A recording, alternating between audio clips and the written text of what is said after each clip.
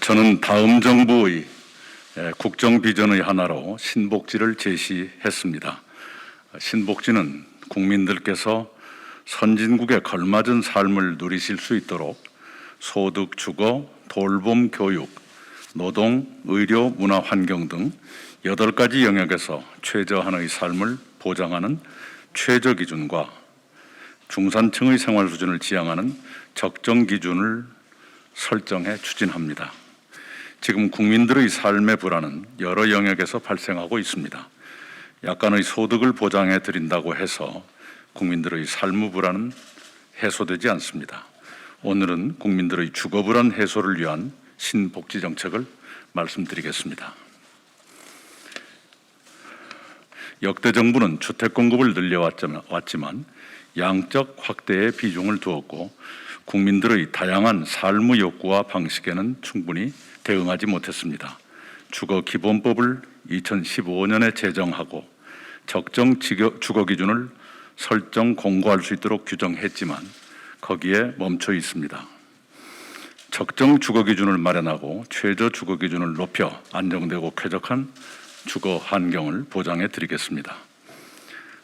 첫째, 공공주택부터 적정 주거 기준을 적용하겠습니다. 저는 토지공개념을 현실화한 토지독점규제 3법을 대표 발의했습니다. 법 시행을 통해 매물로 나오는 택지와 유휴 토지를 토지은행이 매입 비축하고 그곳에 중산층이 살고 싶어하는 품질 높은 공공주택을 공급하겠습니다. 우리나라 공공임대주택 비중을 OECD 기준까지 높이겠습니다. OECD 수준까지 높이겠습니다. 중요한 것은 확보된 토지에 어떤 공공주택을 공급할 것인지에 대한 계획입니다. 관건은 공공주택의 품질입니다. 국민들은 공공주택을 많이 선호하지는 않습니다. 그러한 현실을 외면한 채 공공주택만 늘린다면 제대로 된 정책 효과를 거둘 수 없습니다. 똑같은 대형 브랜드의 건설사가 아파트를 지어도 공공주택과 민간주택은 다른 아파트가 됩니다. 공공주택은 최저가 표준 건설비로 짓기 때문에 민간 건설사가 지은 주택보다 질적 수준이 떨어진다는 지적을 받아왔습니다. 공공주택과 민간 분양주택의 질적 격차를 없애겠습니다. 공공주택을 지을 때 적정 주거 기준에 맞춰 설계, 시공, 마감재 처리 등 건설 공정 전반의 품질을 획기적으로 높이겠습니다. 분양가를 유지하고 품질과 만족도는 높일 것입니다. 공공주택을 내 집 마련의 꿈을 이룰 수 있는 쾌적한 수준으로 지어 주택시장에서 공공주택과 민간주택이 경쟁하도록 하겠습니다. 공급 방식도 다양하게 설계해 1인 가구, 신혼부부, 40대 무주택자 등도 쉽게 입주하도록 지원하겠습니다. 둘째, 가구별 면적 상향, 층간소음 차단 등 적정 주거 기준을 제시합니다. 침대 사용, 욕실과 냉장고 등의 설비 규격 증가, 코로나로 인한 생활 양식의 변화 등을 반영해 주택을 지어야 합니다. 가족 수에 따라 누려야 할 적정한 수준의 면적과 구조, 층간소음, 실내 공기, 일조량, 친환경 요인 등 구체적 기준을 설정해 용적률만 높인 탁장 아파트가 공급되는 일이 없도록 하겠습니다. 적정 면적을 1인 가구 31.1평방미터, 공급 면적 약 10평형, 2인 가구 52.8평방미터, 공급 면적 약 18평형, 3인 가구 61.8평방미터, 공급 면적 약 24평, 4인 가구 76.6평방미터, 공급 면적 약 30평, 5인 가구 90.4평방미터, 공급 면적 약 37평형 등으로 목표를 정하겠습니다. 3인 가구부터는 화장실과 욕실을 2곳 이상 설치하겠습니다. 층간소음 해결을 위한 엄격한 기준도 마련하겠습니다. 층간소음 민원 접수가 작년에만 4만 2천 건으로 전년보다 60%나 증가했습니다. 그동안 바닥 두께는 1999년 120mm에서 2013년부터 210mm로 바뀌었습니다. 앞으로는 240mm까지 강화하겠습니다. 현재 주요 건설사들이 층간소음 저감 기술을 개발하고 있습니다.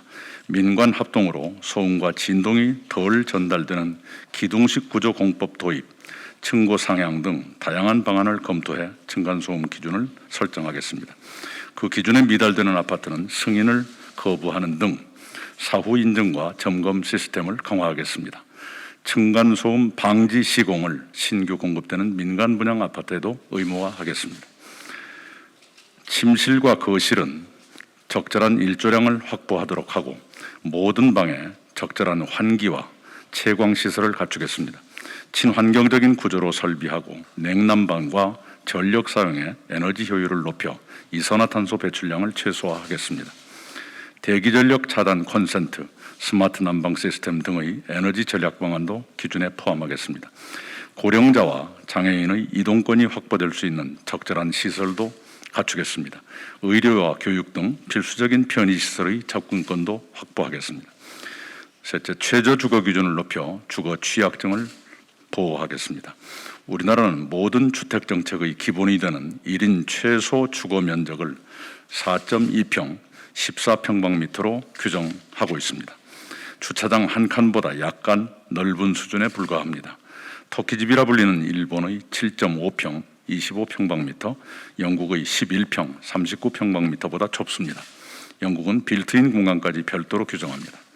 1인 가구의 최저 면적 기준을 14평방미터에서 25평방미터로 공급 면적이 약 8평이 되도록 정하고 2인 가구 30평방미터 약 10평, 3인 가구 40평방미터 12평, 4인 가구 50평방미터 약 18평, 5인 가구 60평방미터 약 25평으로 기준을 상향하겠습니다.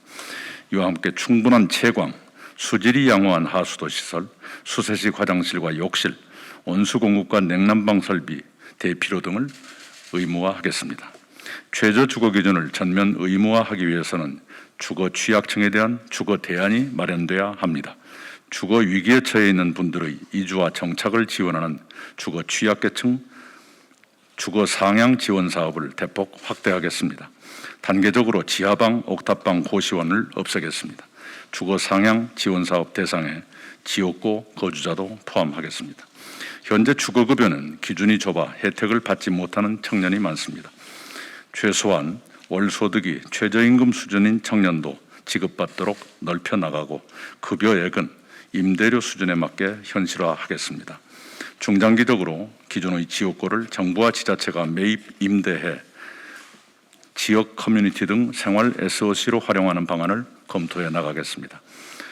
그동안 주택정책에서 공공주택 공급은 사회경제적 약자를 돕는 데 집중하고 중산층 주택은 시장에 맡겨두는 방식이었습니다.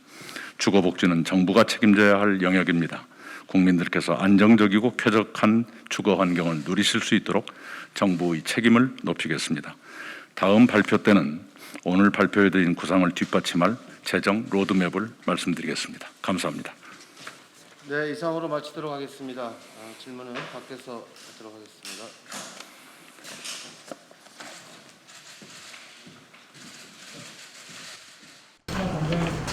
사실 정책 관련해서 두 가지 질문드리는데, 하나는 공급되는 공공주택 품질을 높이기 위해서 했는데 그 입주자 입장에서는 주거 면적이나 품질만큼 어느 지역의 주택이 공급되는지도 중요한 주거 환경이라고 볼 수 있을 것 같은데 이 부분에 어떤 생각을 갖고 계시는지 여쭤보고요. 두 번째는 토지 공개념 3법의 시행을 전제로 하시고 이걸 발표를 하셨는데 토지 공개념 3법에 어느 결과 목표를 달성하실 수 있다고 생각을 하시는지 첫 번째는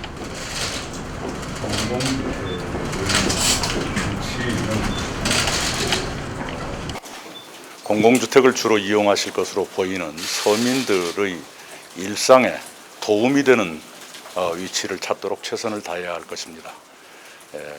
토지 가격만을 생각해서 멀리 떨어진 곳에 짓는 것은 주거복지에 역행하는 일입니다.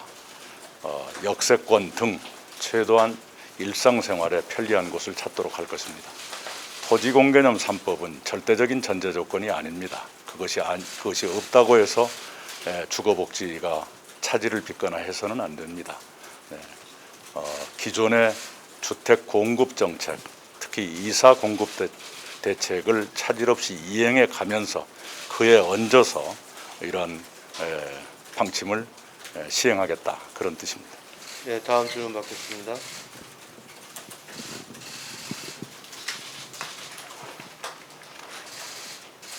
네.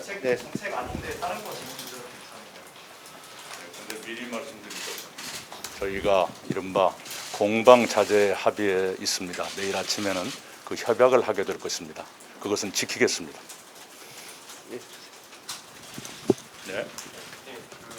오늘은 이제 주로 복지 차원에서의 적정 기준을 말씀하셨잖아요. 근데 주택 공급 대책과 관련해서도 국민들 관심이 높은데 이제 방금도 이제 이사 대책의 사실 없는 이행을 말씀하셨고 그전에 그 판매 조건부 반값 아파트 같은 공급 대책도 한번 언급하신 적이 있는데 네. 그런 종합적인 공급 로드맵도 곧 발표하실 계획이신지 그리고 그런 공급 대책과 본인이 말씀하신 그 적정 기준은 또 어떻게 연계되는지 당연히 주택 공급 정책은 한 덩어리여야죠. 그리고 그 양은 상당히 방대해질 것입니다. 오늘 제가 세 가지를 말씀드렸지만 주로 국민들의 주거 생활에서 가장 불편을 느끼시는 분야를 골라서 말씀을 드렸습니다. 특히 우리가 시급히 해결해야 될 것은 1인 최저 주거 기준, 지금 4.2평으로 되어 있는 1인 최저 주거 기준은 시급히 해결해야 합니다. 물론 준비가 필요하겠지만 시급히 해결해야 합니다. 서울에 사는 1인 가구 청년 3사람 중에 1명이 지하방, 옥탑방, 고시원에 사십니다. 이런 현실을 빨리 개선하지 않으면 안 된다. 이렇게 생각합니다. 그래서 1인 최저 주거 기준 면적을 일본 기준 정도는 빨리 되도록 해야겠다. 오늘 발표해 드렸고 또 청년 등에게 지급되는 주거 급여라는 게 있습니다. 우리 이번 오늘 발표의 끝부분에 그게 있는데요. 그게 매우 비현실적이고 미미합니다. 그것을 빨리 기준을 높이고 대상을 넓혀서 청년들께 실질적인 도움이 되도록 하겠습니다. 네, 다음 질문 부탁드립니다. 오늘 주거 정책 말씀하신 거 대략 이해는 가는데 지금 사실 부동산 정책 그동안 정부에 좀 미미한 점이 있어서 주거 비용이 많이 늘고 있잖아요. 그거에 대한 해결책은 나중에 보셔야 되시죠? 제가 지금 말씀드린 것이 그것과 같은 얘기입니다. 지금까지 문재인 정부의 부동산 정책은 부동산 시장 안정에 초점이 맞춰져 있었고 부동산 시장 안정을 달성하기 위한 정책 수단은 수요 억제의 비중이 두어졌습니다.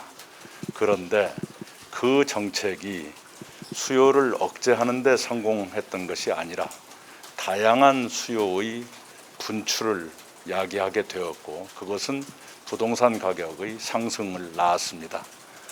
해서 그런 식의 부동산 시장 안정, 즉 수요 억제를 통한 이른바 정태적 부동산 시장 안정은 한계가 있다고 보고 이제는 공급의 지속적이고 예측 가능한 확대를 통해서 부동산 시장을 통태적으로 안정시킬 필요가 있다 이렇게 보고 있고 그래서 이사 공급 대책의 차질 없는 이행을 포함한 다양한 공급의 확대가 필요하다 이렇게 봅니다.